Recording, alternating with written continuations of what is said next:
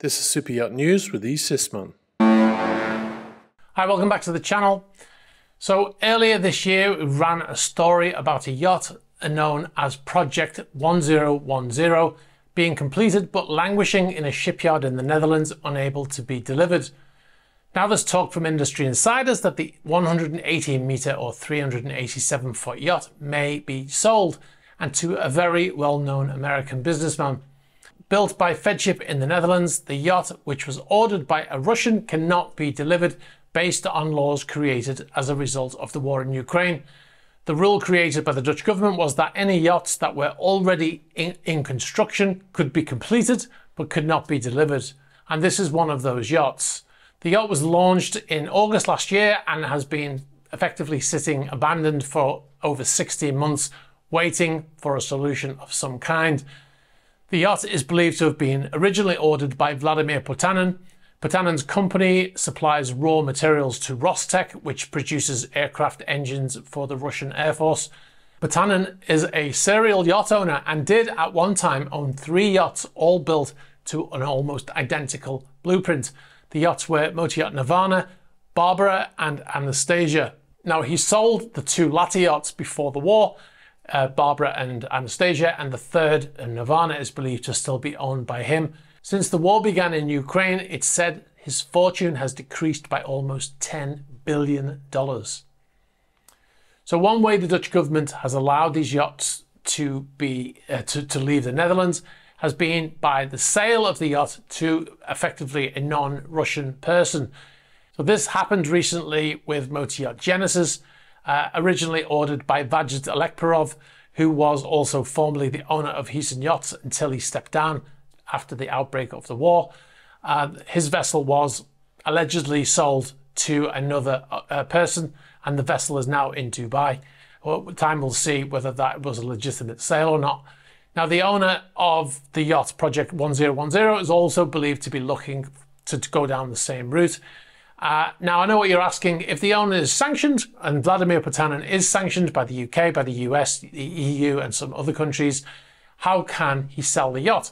Well, the yacht can be sold in a sale effectively controlled by the government, and the funds will be held in an escrow until a time when the sanctions are lifted.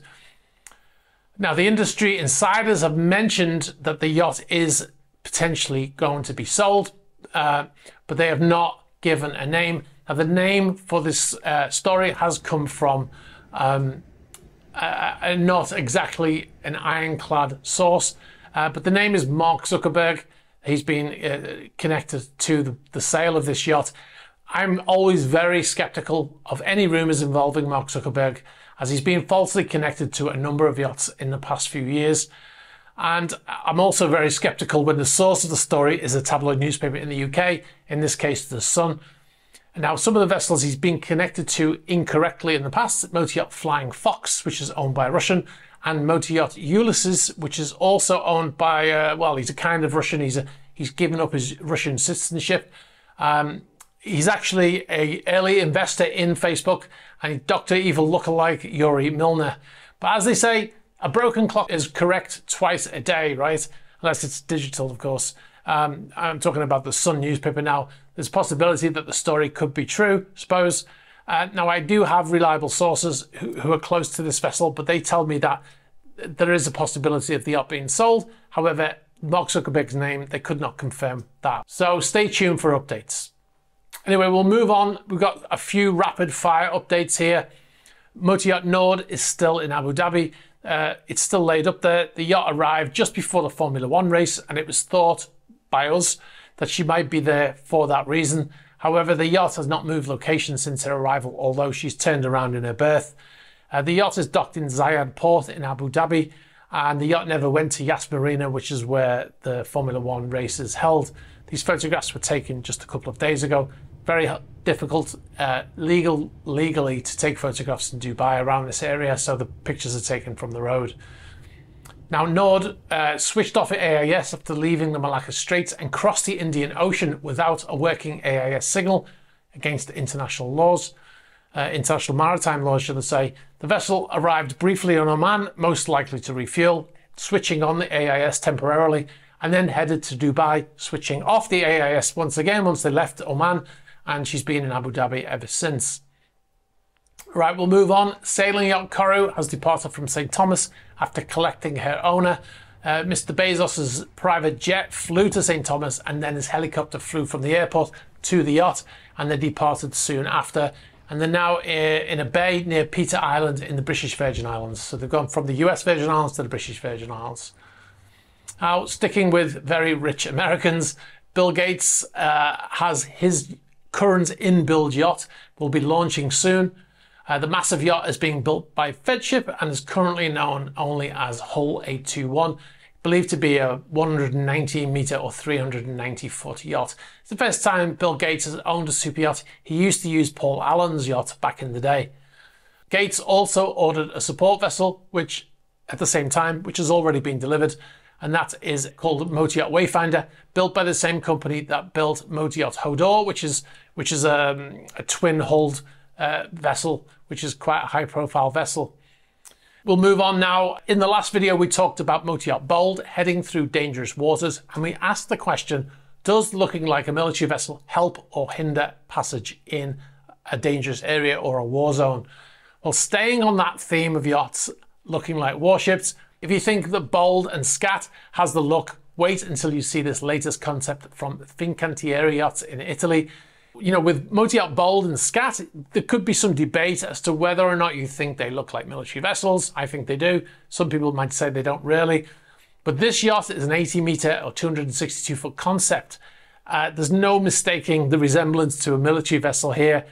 In fact, although they predominantly build cruise ships now, Fincantieri actually started out, some of the very first vessels they built in the 60s were naval vessels, and they still build them now to this day. Here's a picture of a destroyer that they built for the Italian Navy in 2013. Very similar look. And that's in fact how they're marketing this concept, as you can see in their promotional video here, comparing it to one of their naval vessels in the video itself, switching between an actual vessel and the concept. And the tagline of this is the energy of our DNA. So anyway, let us know in the comments, would you want to sail through the Red Sea and the Gulf of Aden in a yacht that looks this much like a military vessel? I don't know whether I would. It might stave off, you know, some pirates in a skiff, but if you're getting into any armed conflict zones, then you might be in trouble. Now, staying with armed guards on board Bold, a question that came up in the comments from the last news video was, how can these super yachts carry weapons, as it's generally not permitted to carry them on private or merchant vessels in most countries. The laws in most countries are so strict that it wouldn't be practical to be able to move around with these weapons. Well, in the Red Sea and the Gulf of Aden, there's been a lot of piracy over the last 10 years, which persists even now, although it's not as bad as it once was.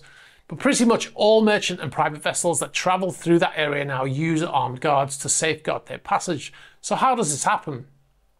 Well, an example of this would be arms being loaded in Egypt on the northern side of the canal in Port Said, which the laws permit it there as long as you have permission to do so.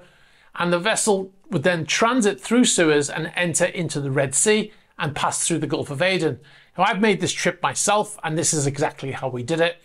Now, if for some reason they don't get permission in Egypt, which is unlikely, but if they don't, then they can load the weapons on in the Red Sea once they've transited Suez Canal.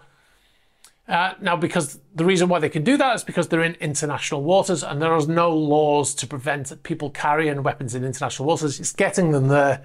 That's the problem, right? Getting them through a country and into international waters, that's the problem. But as long as you keep your vessel in international waters, there's no issue.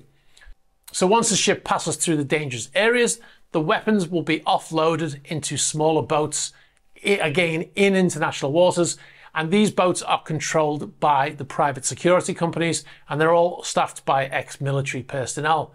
So there's no requirement to go through the customs or government scrutiny because they exist purely in international waters.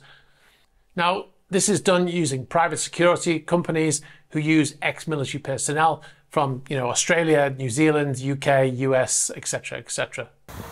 From Monaco to Gibraltar was 865 nautical miles. and the crossing was 3,396 nautical miles. All right, if you want to see the 10-part vlog filmed on board a yacht I was on, crossing the Atlantic and beyond, sign up to patreon.com/eSysman. You'll find behind-the-scenes videos and extras not published on YouTube, including the behind-the-scenes videos from our recent trip to Italy, Monaco and France. We also recently made a video showing how we make the Super Yacht News videos, as well as the patron chat series and the patron-only Q&A series.